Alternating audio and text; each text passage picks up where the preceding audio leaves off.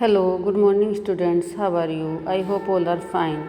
तो listen students, आज हम वर्कशीट में पठित गद्यांश करेंगे। क्या? पठित गद्यांश, जो हमारे चैप्टर का ही एक पैसेज होता है, वो हमारा पठित गद्यांश होता है। ओके, तो ये हम जो करने जा रहे हैं, पढ़ने जा रहे हैं, चैप्टर 10 का पठित गद्यांश है वर्कशीट में। ओके, चलिए स्टार्ट करते हैं। रमज़ान के पूरे 30 दिनों के बाद आज ईद आई है। रमज़ान के ये एक महीना होता है बच्चों, रमज़ान का महीना उसको बोलते हैं।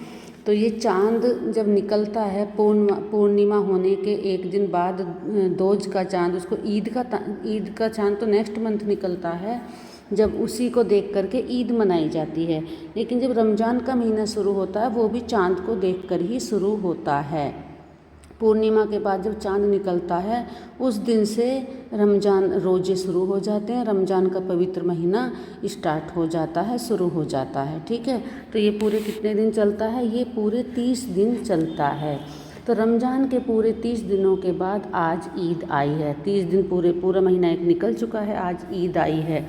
तो जब नेक्स्ट हमारा एक महीना कंप्लीट हो जाता है, वापस पूर्णिमा आ जाती है, पूर्णिमा के बाद जो चाँद निकलता है उसको ईद का चाँद बोला जाता है। ओके, क्योंकि उस चाँद को देखकर ही ईद का त्यौहार मनाया जाता है। राइट, सभी ईदगाह जाने की तैयारी में लगे हैं। सभी मतलब ईदगाह जाने की तैयारी में लगे हुए हैं। ईदगाह कहाँ पर? मतलब जहाँ पर ये ईद नमाज अदा की जाती है। ओके, जहाँ पर नमाज अदा की जाती है वो ईदगाह होता है। राइट, तैयारी में लगे हुए हैं। लड़के सबसे ज़्यादा खुश हैं। कौन खुश हैं? बॉयज, लड़के सबसे ज़्यादा खुश हैं। ओके, प्रसन्न हैं। बार बार अपने जेब से अपना खजाना निकाल कर गिनते हैं। बार बार उनके जो जेब में पैसे हैं उनको निकालते हैं, काउंट करते हैं और खुश होते हैं, क्योंकि वो ईदगाह जाएंगे। ईदगाह से जाने के बाद वो मेले भी जाएंगे। ईदगाह पर मेला लगा हुआ है। ओके, इसलिए सब लड़के खुश हैं, क्योंकि उनको ईदी मिली है, उनको पैसे मिले हैं। वो पैसे वो अपने पर खर्च करने वाले हैं। उनको खिलौने लेने हैं, उनको मिठाइयाँ खानी हैं, उनको नए नए झूले झूलने हैं। राइट, तो सब बच्चे अपने अपने पैसे निकालते हैं और काउंट करते हैं, खुश होते हैं, मेरे पास इतने पैसे हैं, मेरे पास इतने पैसे हैं। जैसे आप लोगों को भी पॉकेट मनी मिलती है, आप भी अपनी पॉकेट मनी को देखकर त्योहारों पर अधिकतर बच्चे बहुत खुश होते हैं कि मेरे पास इतने पैसे हैं, मैं ये पटाखे खरीदूंगा, या होली पर मैं ये वाले रंग भी लाऊंगा, ये वाले रंग भी लाऊंगा। इस प्रकार से बच्चे ये ईद पर बहुत ज़्यादा खुश हैं, क्योंकि ईदगाह जाने के बाद इनको मेले भी जाना है। ओके, बार बार अपने जेब से अपना खजाना निकाल कर गिनते हैं। बार बार खजाना मीन्स जो उनके पास पैसे हैं, वो उनका खजाना है, उनको निकालते हैं और बार बार उसको काउंट करते हैं। राइट, ये पैसेज बेटा बहुत छोटा सा है, क्योंकि ये चैप्टर हम पूरा पढ़ चुके हैं, एक्सप्लेनेशन इसका समझ चुके हैं, तो पैसेज बहुत छोटा सा है। ओके, अब क्वेश्चन आता है हमारे दिए गए गद्यांश के आधार पर पूछे गए प्रश्नों के उत्तर दीजिए, लिखिए। दिए गए गद्यांश, हमारा ये गद्यांश दिया गया है यहाँ से लेकर यहाँ तक, और जो उसमें नीचे क्वेश्चन पूछे गए हैं, प्रश्न पूछे गए हैं, उनके गद्यांश के आधार पर हमें प्रश्न उत्तर लिखने हैं। ईद रमज़ान के कितने दिनों के बाद आती है?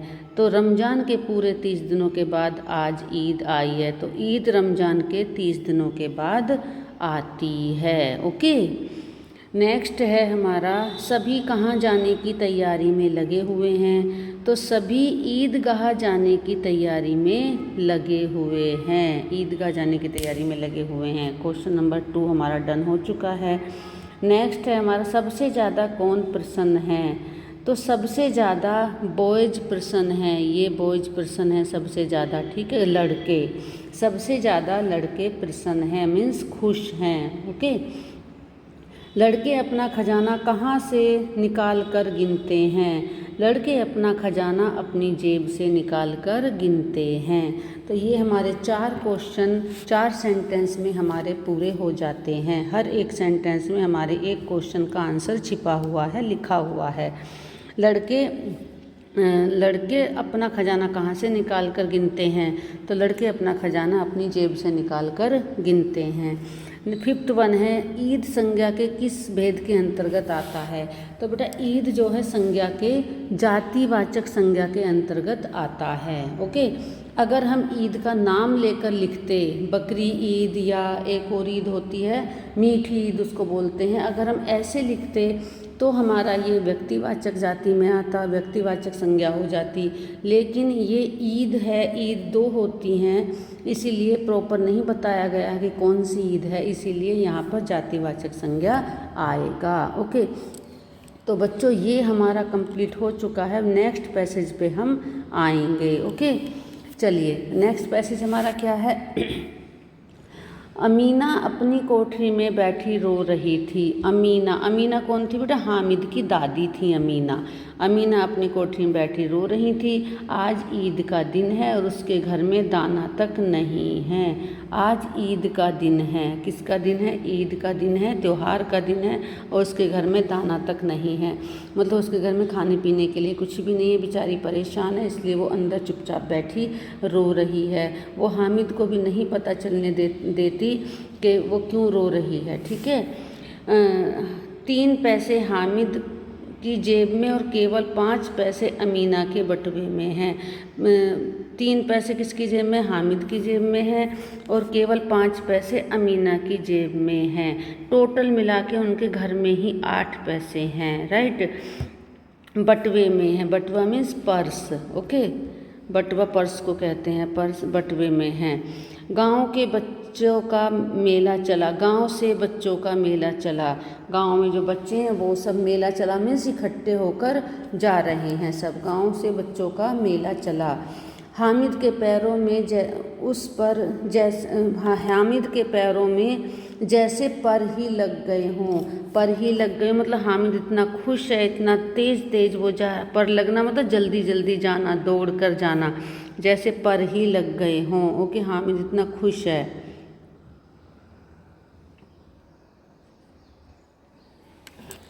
जैसे पर ही लग गए हों। ओके, लग गए हैं। बच्चों के लिए नगर की सभी चीज़ें अनोखी थी। बच्चों के लिए नगर की सभी चीज़ें अनोखी थी। अनोखी मतलब अनजानी, बहुत अच्छी, जो इन्होंने अब से पहले कभी नहीं देखी थी। जिसकी ओर ताकते ताकते ही रह जाते। जिसकी ओर ताकते ताकते ही रह जाते। ताकते मतलब बहुत अजीब नज़रों से देखना कि ये चीज़ हमने पहले कभी नहीं देखी है। ताकते मतलब देखते रह जाना, अचंभे के साथ, आश्चर्य के साथ उसको देखते रहना, बार बार देखते रहना। सहसा ईदगाह दिखाई दिया। सहसा मतलब अचानक। सहसा का मीनिंग क्या होता है? अचानक, मतलब एकदम से उनकी नज़र पड़ी। एकदम से नज़र पड़ना, एकदम से दिखाई देना, उसको सहसा बोलते हैं। तो सहसा ईदगाह दिखाई दिया। ईदगाह दिखाई दिया। उस ऊपर इमली के वृक्षों की छाया में नीचे पक्के फर्श पर जाजिम बिछा हुआ था। ऊपर इमली की छाया, ऊपर इमली के वृक्षों की छाया में, यहाँ इमली का पेड़ है, वृक्षों की छाया में पक्के फर्श पर जाजिम बिछा हुआ था। जाजिम होता है जिस पर बैठ के नमाज अदा करते हैं। एक कालीन होता है, एक मोटा सा कपड़ा होता है, उसको जाजिम बोलते हैं। तो वो बिछा हुआ था। रोजेदारों की पंक्तियाँ एक के पीछे एक दूर तक चली गई थी। रोजेदारों की पंक्तियाँ एक के पीछे दूर तक चली गई थी। रोजेदारों की पंक्तियाँ, रोजेदार कौन होते हैं? जिन्होंने पूरे महीने रोज़ा रखा हुआ होता है। पूरे रमज़ान के महीने वो 30 दिन तक रोज़ा करते हैं, वे रोजेदार उनको कहलाया जाता है, वे रोजेदार कहलाते हैं। तो उनकी पंक्तियाँ एक के पीछे दूर तक, मतलब पंक्ति मीन्स लाइन में दूर तक चली गई हैं। मतलब काफ़ी दूर तक लोग लाइन में बैठे हुए हैं नमाज अदा करने के लिए। किस पर बैठे हुए हैं? जाजिम बिछा हुआ है, जाजिम पर वो सब बैठे हुए हैं। राइट, पंक्तियाँ दूर तक चली गई, बहुत दूर तक उनकी लाइनें चली गई हैं। तो ये पैसेज बच्चों हमने चैप्टर में भी पढ़ लिया था। आई होप आपको समझ में आ गया होगा। तो इससे जो रिलेटेड हमारे नीचे क्वेश्चन दिए गए हैं वो क्वेश्चन भी आपको आ ही जाने चाहिए। ओके, चलिए क्वेश्चन, नीचे दिए गए गद्यांश के आधार पर पूछे गए प्रश्नों के उत्तर लिखिए। दिए गए गद्यांश के आधार पर पूछे गए प्रश्नों के, ये हमारा गद्यांश दिया हुआ है यहाँ से यहाँ तक, और इसके आधार पर जो नीचे क्वेश्चन है इनके आंसर हमें लिखने हैं। अमीना कहाँ बैठकर रो रही थी? अमीना अपनी कोठरी में बैठकर रो रही थी। क्वेश्चन नंबर 1 का आंसर ये हो गया हमारा, ठीक है। हामिद की जेब में कितने पैसे थे? तो हामिद की जेब में केवल 3 पैसे थे। 3 पैसे थे हामिद की जेब में, ठीक है। बच्चों के लिए नगर की चीज़ें कैसी थीं? तो बच्चों के लिए नगर की चीज़ें अनोखी थी, ऐसी चीज़ें उन्होंने कभी नहीं देखी थीं। ओके, नेक्स्ट है बहुवचन लिखिए। पंक्ति का बहुवचन, बेटा बहुवचन में जहाँ छोटी की पंक्ति, जहाँ पर ये छोटी की मात्रा लगी हुई है तो इसको बहुवचन बनाने के लिए या और चंद्र बिंदु आ जाता है। जहाँ छोटी की मात्रा लगी हुई होती है पंक्ति, तो पंक्तियाँ, पंक्तियाँ, छोटी चंद्र बिंदु यहाँ पर आ जाएगा। ओके, चीज़ तो क्या हो जाएगा? चीज़ें, चीज़ें, जय पे जो है बिंदु के साथ मात्रा आएगी, अनुस्वार के साथ यहाँ पर चीज़ें पर मात्रा आएगी। ठीक है, अब आता है हमारा, अब क्वेश्चन आता है हमारा क्वेश्चन नंबर 5। क्वेश्चन नंबर 5 है समानार्थी लिखिए। समानार्थी क्या होते हैं बच्चों? समानार्थी होते हैं जो जिनका अर्थ सेम होता है,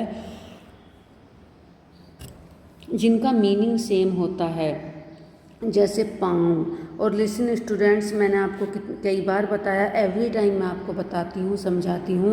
हमारे जो नीचे पैसेज के नीचे ग्रामर होता है, जो क्वेश्चन होता है, उनके आंसर हमारे पैसेज में ही होते हैं। हमें कहीं बाहर से याद करने की या क्वेश्चन के आंसर ढूंढने की ज़रूरत नहीं होती, उसके आंसर हमारे पैसेज में ही होते हैं।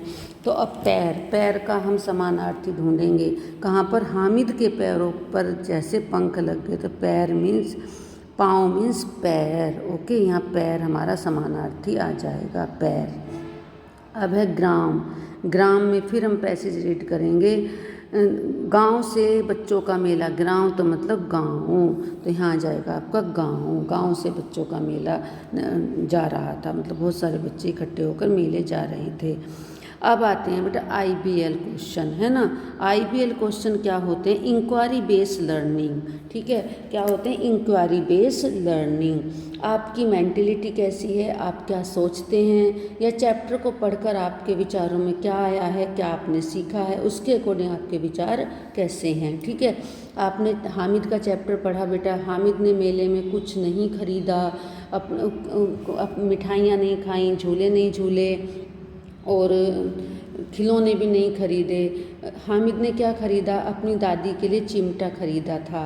क्यों खरीदा था? क्योंकि रोटियां बनाते समय उसकी दादी अमीना की उंगलियां जल जाती थीं, हाथ जल जाते थे, इसलिए उसको ध्यान आया कि मेरी दादी के लिए अगर मैं चिमटा लेकर जाऊंगा तो अब कभी भी मेरी दादी के हाथ नहीं जलेंगे, राइट। तो अब हमारे पास IBL क्वेश्चन आता है, क्या आपके पास महंगे खिलौने होने ज़रूरी हैं? यदि हाँ तो क्यों? नहीं तो कारण बताइए। तो आप बेटा अपना कैसा सोच रखते हैं ये आप पे डिपेंड करता है। क्या आपके महंगे खिलौने के बिना क्या आपकी लाइफ नहीं चल सकती? महंगे खिलौनों पर जो पैसा खर्च होता है वो कहीं पैसा और काम भी आ सकता है। तो या आप महंगे खिलौनों के बिना आप नहीं खेल सकते, आपको बहुत कंपलसरी है महंगे खिलौने लेने, ठीक है। अगर आप ऐसा विचार रखते हैं तो भी आप वर्कशीट में यहाँ पर नीचे लिख सकते हैं 1 करके 1 का आंसर और 2 करके 2 का आंसर, या इसके नीचे भी आप 1 का आंसर लिख सकते हैं, 2 का आंसर आप यहाँ पर लिख सकते हैं। क्या आपके पास महंगे खिलौने होने ज़रूरी हैं? यदि हाँ तो क्यों?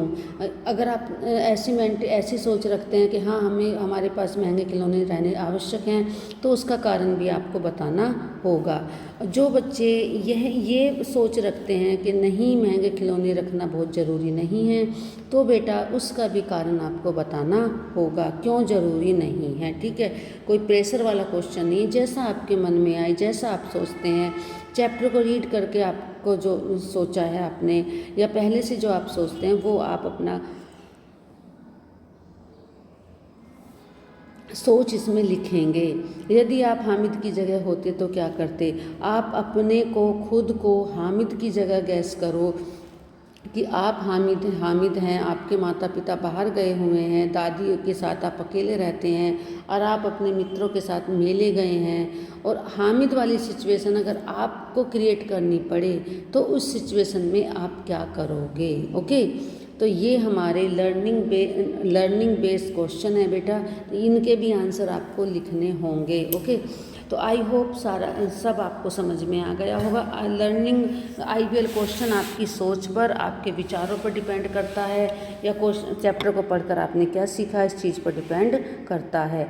ये आपको लिखने कंपलसरी हैं, ये आपको लिखने ही होंगे। ओके, तो बेटा ये हमारा चैप्टर का गद्यांश, अपठित गद्यांश, अपठित पद्यांश, और दोनों हमारे डन हो चुके हैं वर्कशीट में।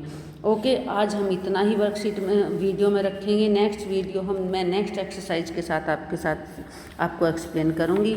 ओके, बाय, टेक केयर बेटा।